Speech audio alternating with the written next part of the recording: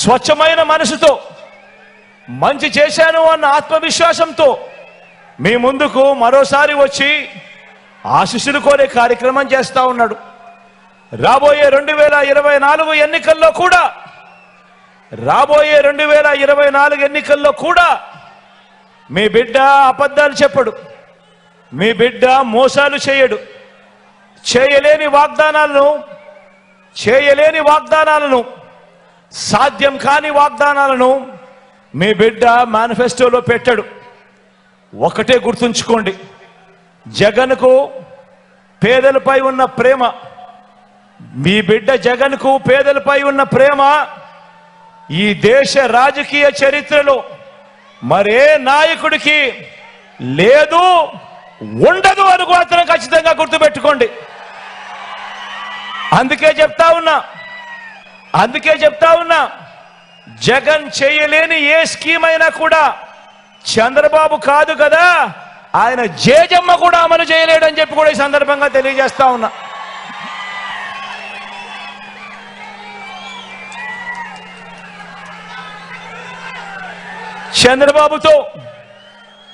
చంద్రబాబుతో ఆయన చేసే మోసాలతో, ఆయన చెప్పే అబద్ధాలతో, కిచిడి మేనిఫెస్టో కింద ఆయన చెప్పే అబద్ధాలతో, ఆయన చెప్పే మోసాలతో పోటీ పడాలని చెప్పి నేను అనుకోవటం లేదు.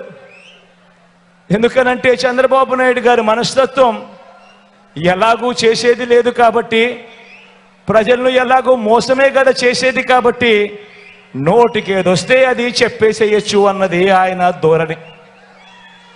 అందుకే మీ బిడ్డ చంద్రబాబు నాయుడితో, ఆయన అబద్ధాలతో, ఆయన మోసాలతో, ఆ కిచిడి మేనిఫెస్టోతో పోటీ పడాలని మీ బిడ్డ అనుకోవడం లేదు. నిజాలకు, నిజాయితీకి, నిబద్ధతకు ప్రజలు విలువ ఇస్తారన్న నమ్మకం మీ బిడ్డకుంది. నిజాలకు, నిజాయితీకి, నిబద్ధతకు ప్రజలు విలువనిస్తారు అన్న నమ్మకం మీ బిడ్డకుంది. బాబు మాదిరిగా నేను మోసపు వాగ్దానాలు చేయను, అబద్ధాలు చెప్పను. నేను అడుగుతా ఉన్నా, ఒకసారి ఇక్కడున్న ప్రతి అక్క చెల్లెమ్మని అడుగుతా ఉన్నా, ఇక్కడున్న ప్రతి అవ్వాతాతని అడుగుతా ఉన్నా, ఇక్కడున్న ప్రతి సోదరుడిని, ప్రతి స్నేహితుడిని అడుగుతా ఉన్నా, మీకు ఎలాంటి నాయకుడు కావాలి అని అడుగుతా ఉన్నా.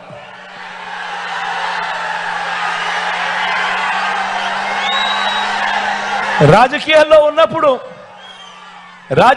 ఉన్నప్పుడు ఆ లీడర్ అనేవాడు ఎలా ఉండాలి అని అంటే తనను ప్రేమించే ప్రతి అభిమాని, తనను ప్రేమించే ప్రతి కార్యకర్త, తనను ప్రేమించే ప్రతి నాయకుడు, తనను ప్రేమించే ప్రతి వాలంటీర్ కూడా, ప్రతి ఒక్కరూ కూడా కాలర్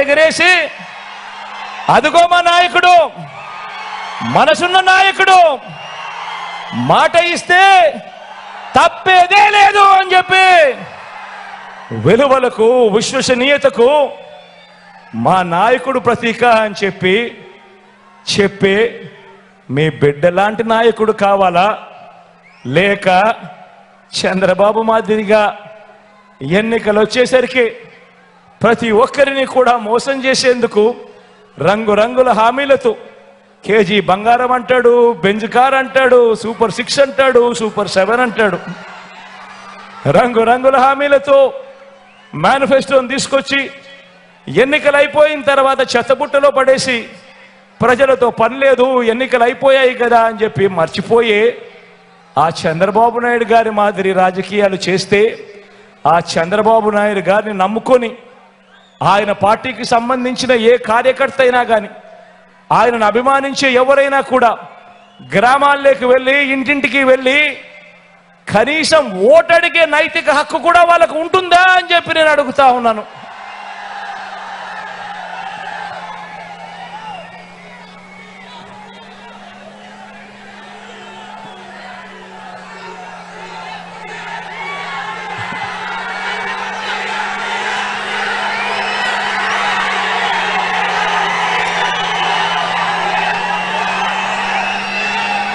మీ అందరికీ అందుకే చెప్తా ఉన్నాను, మీ బిడ్డ అబద్ధం ఆడడు, మీ బిడ్డ మోసం చేయడు, మీ బిడ్డ మాట ఇచ్చాడు అని అంటే ప్రతి పేదవాడికి తోడుగా ఖచ్చితంగా ఉంటాడు.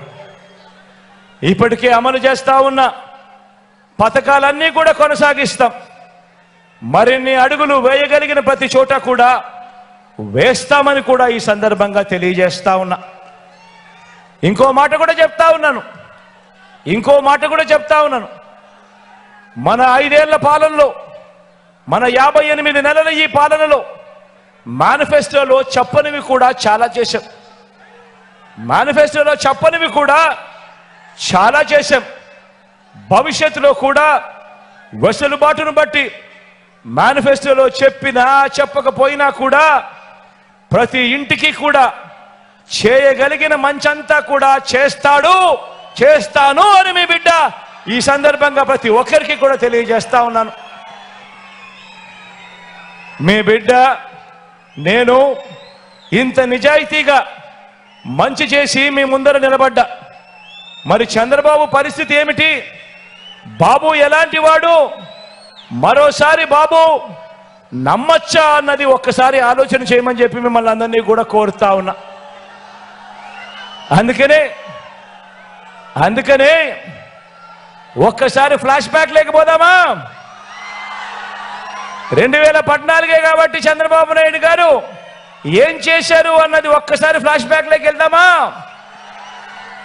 2014లో ఇదే చంద్రబాబు కూటమిగా ఏర్పడి ఒక ముగ్గురిని తెచ్చుకున్నాడు.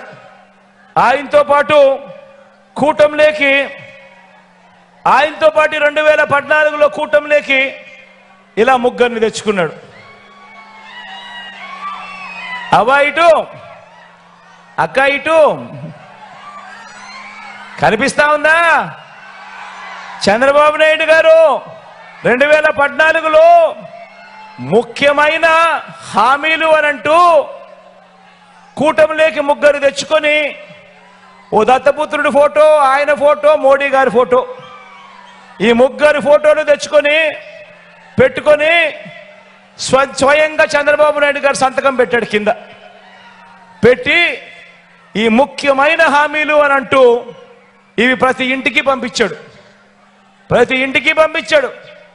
పంపించడమే కాకుండా ఈ ముఖ్యమైన హామీలను ఇదే చంద్రబాబు నాయుడు గారు టీవీలలోనూ, గుర్తుందా?